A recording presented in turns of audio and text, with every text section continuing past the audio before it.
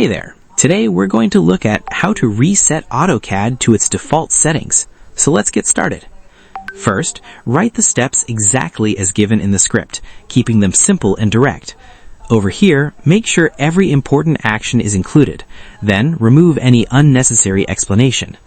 Then, after that, open the Options dialog box by right-clicking in the drawing area and selecting Options from the menu. Then, after that, go to the Profiles tab where all configuration profiles are listed clearly.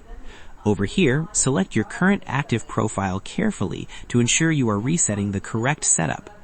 Then, after that, click on the Reset button that appears after selecting the profile. Over here, a confirmation pop-up will appear, so review your choice and click Yes to confirm reset. Then, after that, AutoCAD will restore all settings back to default and remove any custom configurations. Over here, your workspace will now be clean, fresh, and reset to its original default state. And that wraps it up. Appreciate you watching. See you in the next.